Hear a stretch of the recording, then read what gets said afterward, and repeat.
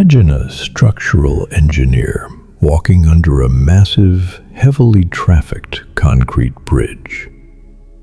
They shine a flashlight on a support pillar, trace their finger over a microscopic hairline fracture, and immediately tell the city council that the bridge is going to collapse. The council members look at the bridge. Cars are driving over it perfectly fine. The structure looks solid. So they laugh at the engineer. They call him a paranoid alarmist. They tell the public that he is crazy, and they fire him for trying to cause unnecessary panic. 6 months later, at 2 in the afternoon, the entire bridge violently collapses under its own weight. In the aftermath, the city council is sitting in a room surrounded by wreckage. But they aren't talking about the concrete. They aren't talking about the traffic. They are having a hushed, terrified conversation about the engineer.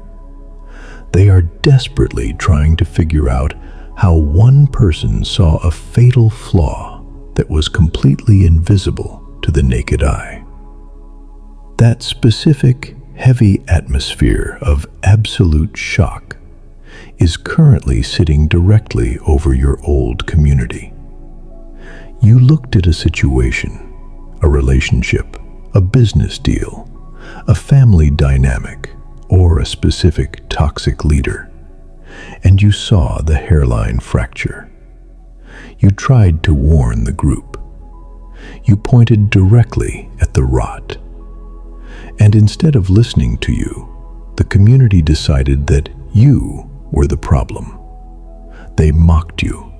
They exiled you. And now, the bridge has collapsed. The exact, highly specific disaster you warned them about just played out, frame by frame, in front of their eyes. Right now, they are sitting in the rubble, completely paralyzed, because everything you said just came true. We need to have a deeply clinical, unapologetic conversation today about the psychology of a shattered illusion. We are going to completely deconstruct the terror of a community that just realized they exiled a prophet, decode why your accuracy is currently breaking their reality, and look at the exact reason God required you to speak a warning He already knew they would ignore. To understand the absolute shockwave you just sent through that group, we have to look at why crowds reject the truth in the first place. Groups of people, especially dysfunctional ones, survive on a diet of shared illusions. If everyone in a family agrees to pretend that a highly toxic parent is just quirky, the system functions.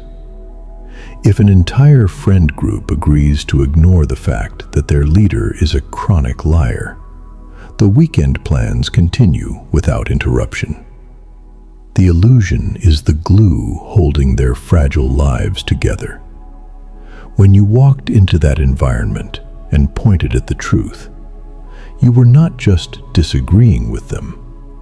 You were threatening their psychological homeostasis.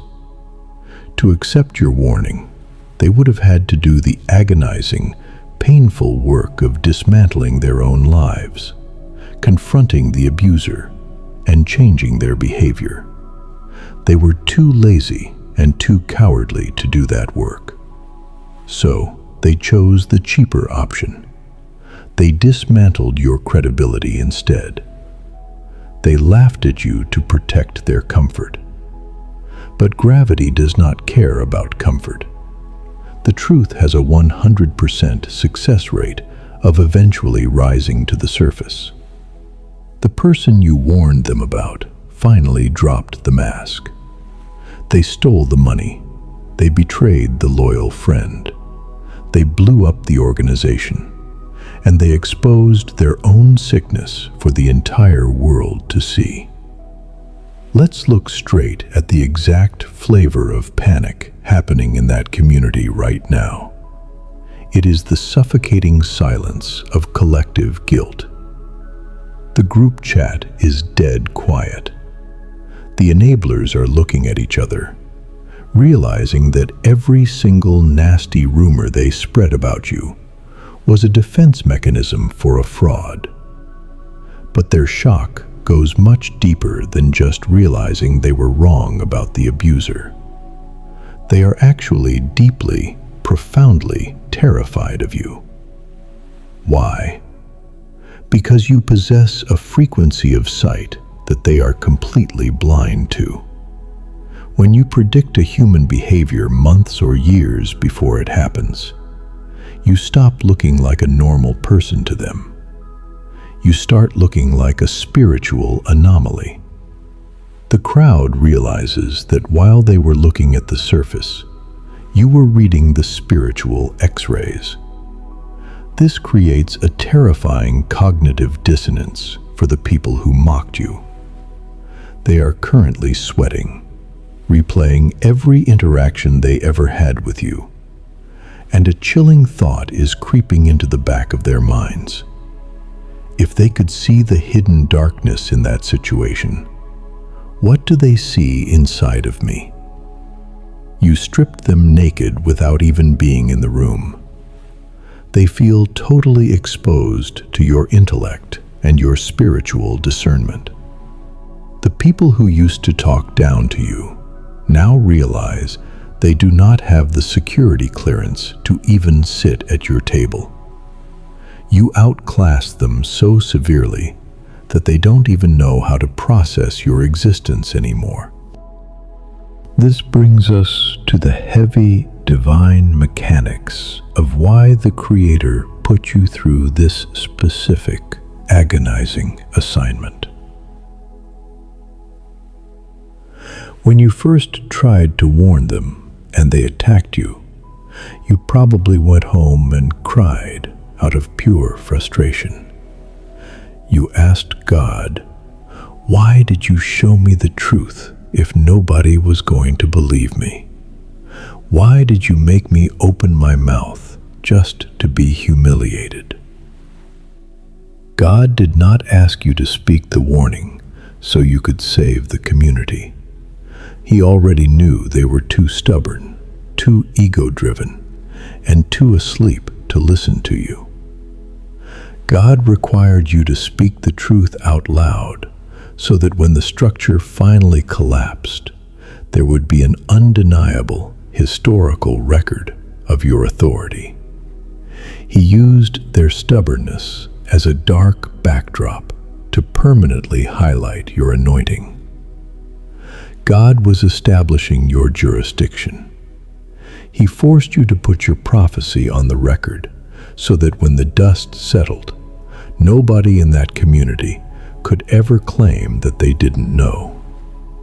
They cannot say it was an unpredictable accident. They cannot play the victim. You handed them the exact blueprint of the disaster, and they chose to tear it up. Your vocal warning completely removed their excuse. God used you to close the loophole. And now, you have a very strict operational boundary you must enforce. Human nature is going to tempt you to go back. When you see the community drowning in the exact mess you warned them about, your empathy will try to kick in. You will feel the urge to send a message, to offer them a life raft, or even just to show up and say, "I told you so." Do not type the text message. Do not walk back into the rubble. Saying "I told you so" lowers your premium frequency to their level. It shows them that you are still seeking their validation. It implies that you need them to admit you were right in order for you to feel secure. You do not need their validation. The universe just validated you in broad daylight. The absolute most devastating consequence you can hand a community that exiled you for telling the truth is your permanent, unbothered absence.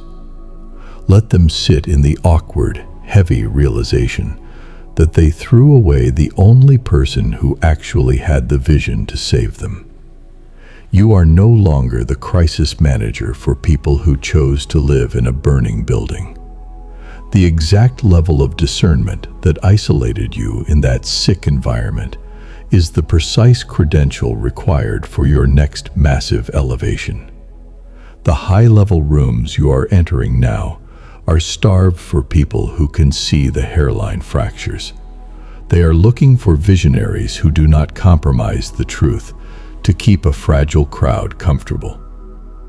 Your ability to stand alone and speak the truth is about to attract the highest caliber of partnerships, financial opportunities, and genuine relationships you have ever experienced.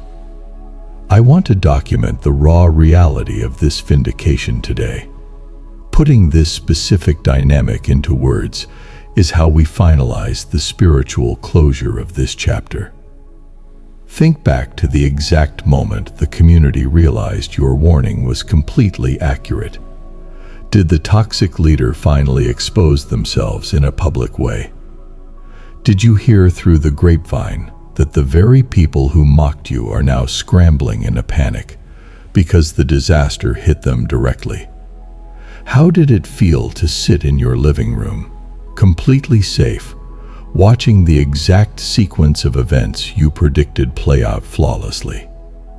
Go down to the comments right now and describe the exact moment the bridge collapsed. Put the details of their collective shock into words. Your specific memory is going to reach someone who is currently being mocked for pointing out a hairline fracture, and it will give them the cold, grounding confidence they need to step away from the bridge and let gravity do its job today. Keep your vision sharp, protect your absolute peace, and let them sit in the silence of your accuracy.